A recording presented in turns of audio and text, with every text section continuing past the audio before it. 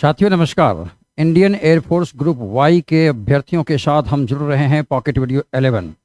आइए pocket video 11 के सभी प्रश्नों को बारी बारी से बनाने की कोशिश कर अपनी दक्षता बढ़ाते हैं। अच्छा, प्रश्न आप जैसे देखेंगे, अब ऐसा नहीं कि इसके दिशा निर्देशों को पढ़ा जाए। प्रश्न देखकर प्रश्न की इंटेंसिटी का पता चल जाता है, प्रश्न का वह चैप्टर पता चल जाता है कि आखिरकार यह प्रश्न किस चैप्टर से पूछा है। क्लासिफिकेशन का मामला है, ठीक है, डिजिटल वैल्यू रख करके हम बनाते हैं। हम लोग कोशिश भी डिजिटल वैल्यू रख कर करेंगे, लेकिन धीरे धीरे आदत आप छोड़ेंगे। आप देखेंगे ये 369, इसके डिजिटल वैल्यू है ये 15, 18 और 21, M13, O15 and R18, P16, S19 और V22। देखिए ठीक है कि डिजिटल वैल्यू रखा गया, लेकिन आदत हम लोग लगाएंगे बार बार कि बिना डिजिटल वैल्यू रखे सीधा सीधा प्रश्न को बनाएं। आप किसी भी दो करैक्टर को पकड़ें, यहाँ +3 का मामला देख रहे होंगे, है ना। पहले दो को अगर दो से हमारा जवाब नहीं मिलेगा तब तीसरे एलिमेंट को की मध्यस्थता करेंगे हम। पहले दो में यहाँ भी हमने 15 और 18 यानी +3 का मामला देख लिया। यहाँ 13 में 2 जोड़ा तो 15 और यहाँ 16, 3, 19।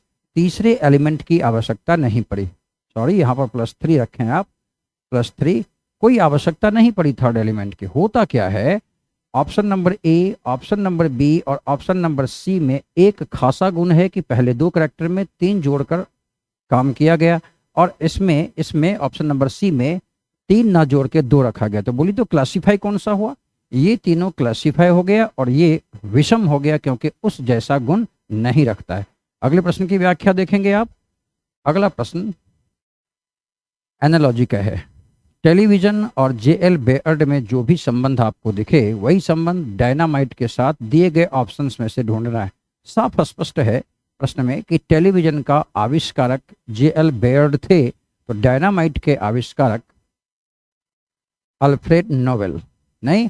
आप जोसेफ एस्पिन की बात करेंगे तो पोर्टलैंड सीमेंट का इन्वेंशन किया था। जॉर्ज ऑटिस ने लिफ्ट का किया था, ये परमाणु के जनक रहे, है ना।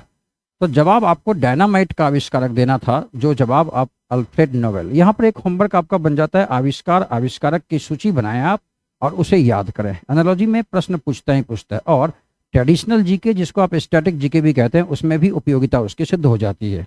तो ऐसे होमवर्क जब मिलें तो आप उसे पूरा करें। अगला प्रश्न देखिए, इजराइल, जॉर्डन, लीबिया और लेबनान में से एक विजातीय है, एक विषम है, एक ऑड है। यह प्रश्न थोड़ा सा कठिन हो सकता है उनके लिए जिन्होंने इजराइल, जॉर्डन, लेबनान, लीबिया के बारे ना सुन रखा हो। देखिए, शब्द तो ये सुना हुआ है, लेकिन एक्चुअल में इन चारों में से किसी 3 में एक गुण जब दर्शाना होगा तो आप पता करेंगे इजराइल, जॉर्डन और लेबनान ये सभी मिडिल ईस्ट के देश हैं, जबकि ये उत्तर अफ्रीका का देश है, ये मिडिल ईस्ट का नहीं है। थोड़ा सा कठिन प्रश्न था।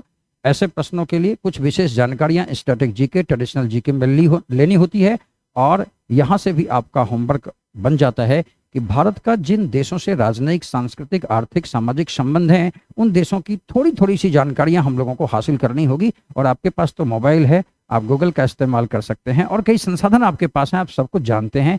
उनसे आप सूची बनाएं और याद करते चले जाएं। अगले प्रश्न की बात करेंगे। अगला प्रश्न आपका ब्लड रिलेशन का है, ए बी का पुत्र। अच्छा, जैसे जैसे प्रश्न की पंक्तियां बढ़ती जाएंगी वैसे वैसे आप डायग्राम ड्रॉ कीजिए। देखिए ए बी का पुत्र है, तो ए पुत्र है बी का। कैसे लिख रहे हैं हम, आप देखेंगे। पुत्र है बी का मतलब इस पर प्लस का चिन्ह डिनोट कर दिए। प्लस का चिन्ह डिनोट करेगा पुरुष को और माइनस का चिन्ह डिनोट करेगा महिला को। फिर बी सी का भाई है, बी सी का भाई। आप समझ गए होंगे, इस बार बी की जगह पर आप प्लस इंडिकेट करेंगे क्योंकि यह पुरुष सिद्ध हो गया। सी डी की पत्नी है, सी डी की पत्नी है, ये महिला हो जाती है। नेक्स्ट डी ई का पिता है, डी पिता है, डी पिता। अच्छा, ये पत्नी थी तो ऑटोमेटिकली ये तो पुरुष हो ही जाता, और दिया है डी ई का पिता है। लीजिए फिर डी ई का पिता। छात्रों, यहाँ पर सबसे बड़ी बात ये थी कि आप डायग्राम कैसे बनाते हैं, और ये डायग्राम का जो मेथड है, एरो मेथड, ये किसी भी प्रश्न को बनाने का मादा रखता है। किसी भी ब्लड रिलेशन के प्रश्न को ये मेथड बना सकता है। प्रश्न ने कहा ए ई से कैसे संबंध रखता है, ए के बारे बताना है ई के मुकाबले। ए यहां है, आइए आइए।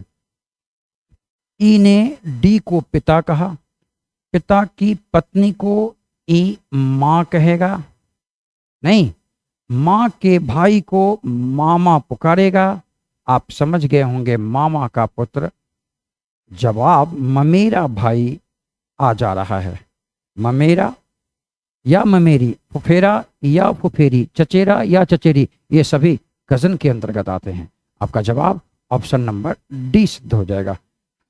चलिए इस सेशन का आखिरी प्रश्न देखते हैं। आखिरी प्रश्न की चुनौती किस चैप्टर से है, पकड़ लिए होंगे, ये कोडिंग डिकोडिंग का है।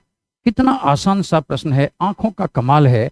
6 करैक्टर में से पहले 3 करैक्टर को देखिए, डायग्राम समझ रहे होंगे। इसने PRI को PRI उल्टा लिखा है, तो FUN को NUF लिखेंगे।